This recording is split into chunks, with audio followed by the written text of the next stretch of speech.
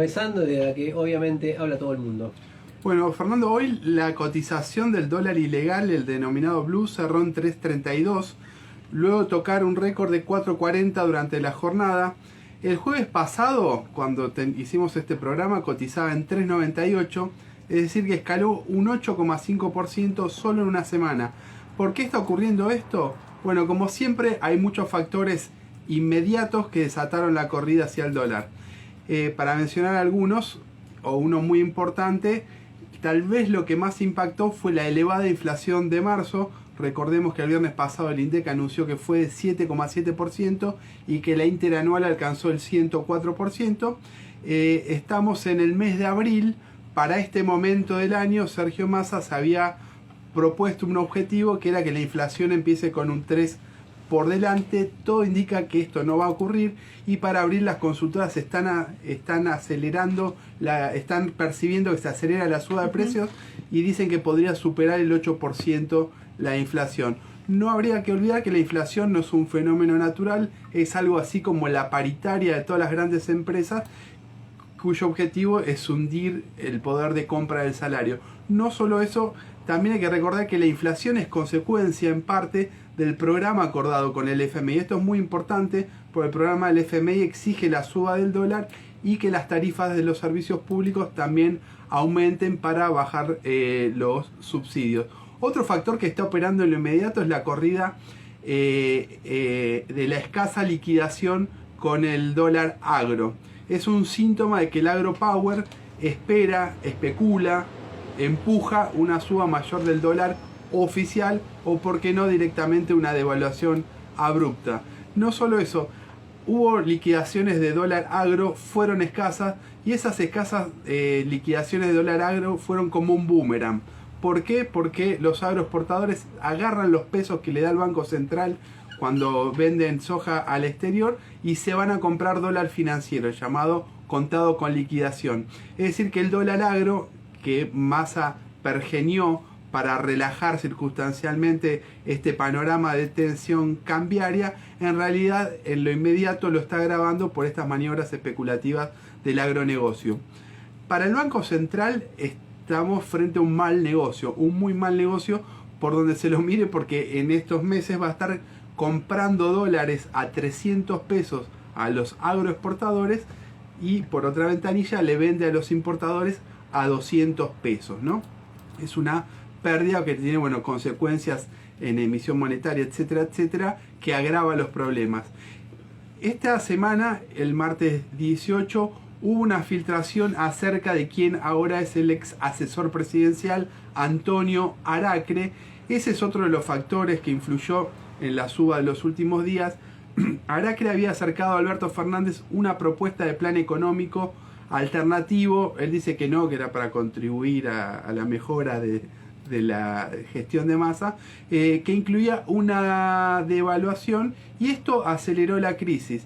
Aracre además había advertido en su programa alternativo, en su paper, en su documento, sobre la situación agónica, así llamó, de las reservas del Banco Central. Esto encendió las alarmas en los mercados, que especularon con la salida de Sergio Massa de Economía y fueron en busca de la divisa estadounidense. En la entrada de Aracre y la salida, desde cualquier racionalidad política, porque uno, bueno, se opone, está en contra de lo que opina este gobierno, de lo que plantea y de lo que lleva adelante, pero desde su propia racionalidad tampoco se entiende, ni la entrada ni la salida, digamos, porque no entendía qué fortalecía el gobierno y qué fue a hacer y qué hizo. Bueno, pero hay algo que sí se puede entender, que es el programa Aracre, porque Aracre, el efímero asesor presidencial, fue el CEO de la multinacional Syngenta, claro, que produce productos para el agro y exporta granos y aceites de soja. Es decir, que con la devaluación que él proponía iba a ser beneficiada su antigua empleadora. Bueno, pero muy poco simulado todo, ¿no? O sea, estamos en una etapa en la que cada uno va por lo suyo abiertamente. Claro, como dice Milei, como dijo Milei en el Yao, plan motosierra, como dijo Bullrich, plan dinamitemos todo, y dijo plan devaluemos para beneficiar a la empresa en la que vengo. De la que vengo. Un genio. Bueno, hasta acá las causas inmediatas del dólar, pero este año es cierto, hay un gran factor que está detrás de todos estos problemas, que es la sequía que impactó en caídas muy importantes de la cosecha de granos. No obstante, las maniobras especulativas se montan no solo sobre esta situación de desequilibrios económicos y la sequía, sino también sobre la crisis del Frente de Todos y de quien se postuló como el salvador del gobierno, y obviamente no solo salvador del gobierno, sino de su propia carrera política, que es Sergio Massa. El superministro ya no parece ser tal y los mercados perciben esto, huelen sangre y no están teniendo mucho miramiento. Bueno, la foto un poco de hoy, parecía la foto de hoy o de ayer, pues ya estoy perdido, con Alberto de hoy. La de hoy. La de hoy con Alberto Fernández tenía como mostremos algo, pero sin mucho que mostrar todavía. Que hay algo de unidad en medio de tanta crisis o de tantas internas. Massa mantiene diferencias con Aracre, también con el presidente del Banco Central, Miguel Pese, con el fin de intentar reordenar esa situación. Es que hoy jueves temprano se reunió Alberto Fernández por un lado con Massa y por otro lado con Miguel Pese, y finalmente a la última hora de esta tarde se difundió que Massa y Pese se encontraron en el Ministerio de Economía. Los trascendidos indican que Alberto Fernández sostuvo a Pese que Massa se lo quería sacar de encima, pero que le pidió la suba de tasa de interés, algo a lo que estaba reticente Pese. De hecho, hoy el directorio del Banco Central decidió que suba la tasa de interés de los plazos fijos y de las LELIQ. Las LELIQ son, escucha Malena por favor, son títulos de deuda del Banco Central. La tasa subió esta tarde del 78% al 81% nominal, lo cual implica... No es que a Malena le interesen demasiado las LELIQs, que muera por saber lo que es la LELIQ, sino que le dice, mira, explica cada vez que tiras un importa nombre, que las cosas intrincadas porque... de las que hablan los economistas las entienda algún ser humano, alguno por lo menos.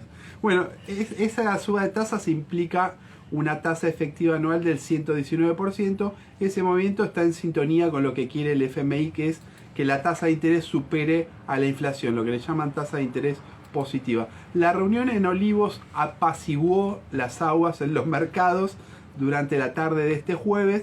Bajó un poco el dólar, que había llegado a 4.40, retrocedió a 3.32, igual es un nivel récord, pero las 4.32, 4.32, lo cual de todos modos es un nivel récord. Pero las consecuencias de esa suba de tasas son graves y duraderas. Mencionemos algunas. Empujan a una mayor desaceleración económica porque se encarece el crédito, una desaceleración económica ya está en curso, aumenta el déficit cuasi fiscal, que es el déficit del Banco Central, y agranda la bola de nieve de las LELIQ, esa deuda que tiene el Banco Central. Y como siempre en esto ganan los bancos, es que la tasa de interés, así como decíamos que la inflación es la paritaria general de todo el gran empresariado, la tasa de interés como la paritaria de los bancos. Se estima que en la actualidad el déficit cuasi fiscal, que se lo embolsan fundamentalmente los bancos, alcanza al 6% del PIB, es decir, al 6% de lo que produce Argentina en un año. Son los choribanqueros que viven de los recursos que les da el Estado. En este descalabro económico podríamos decir que se abren tres escenarios. El primero es un escenario en el que Massa logra salvar lo que él denominó el plan aguantar, si consigue que el FMI le envíe fondos frescos, el famoso puente que está negociando. Se habla de 10.000 millones de dólares que estarían en curso de desembolsar el fondo con el apoyo que está obteniendo el gobierno argentino de parte de Joe Biden, a cambio obviamente de que Argentina favorezca al ingreso de capital estadounidense para extraer recursos naturales en detrimento del capital chino.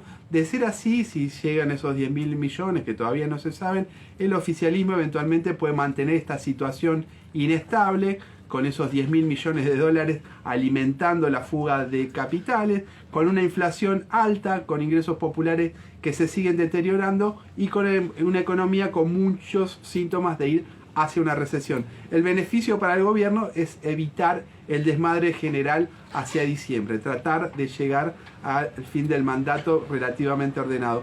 Un segundo escenario puede ser similar al último año de Macri. Recordemos que en abril del 2019 Macri también enfrentó una corrida cambiaria. Qué lindo recuerdo, hermoso el escenario que estás planteando. Bueno, en ese mes el FMI después envió 10.800 millones y después hizo otros envíos y así logró una calma transitoria hasta las PASO, pero el resultado de las primarias terminó de dinamitar la estabilidad, el dólar se disparó, a lo cual contribuyó la propia política de Macri. No sé si se acuerdan, después de las PASO, un domingo, un lunes enojado, salió y dejó que...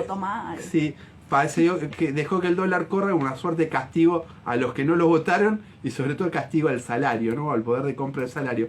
El tercer escenario es uno más grave, es en el que el gobierno pierde el control de la crisis y la inflación y la suba del dólar se retroalimentan, se espiralizan, y en este escenario no se puede descartar algo que todavía todos hablaban como algo muy difícil que ocurra, que es que todo esto conduzca a una hiperinflación, es decir, a un ataque más profundo sobre las condiciones de vida de las mayorías trabajadoras.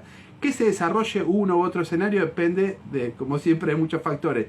En qué medida los dueños del país van a impulsar o no la corrida, seguir impulsando la corrida cambiaria, las definiciones que tome el propio gobierno, cómo se ubique la oposición, que hace equilibrio entre esperar que el oficialismo haga el trabajo sucio del ajuste, pero en simultáneo no quiere, creo yo, que la situación se desmadre al punto de empujar a la lucha callejera. Y finalmente, pero no menos importante, será determinante lo que defina el FMI. Todos estos actores ahora mismo, como se vio en el Yao Yao, están conspirando contra la clase trabajadora, que tiene la tarea de ponerse en pie de lucha para enfrentar a quienes cada día la quieren hundir un poco más en la miseria. Pablo Nino. El Círculo Rojo. Fernando Rosso.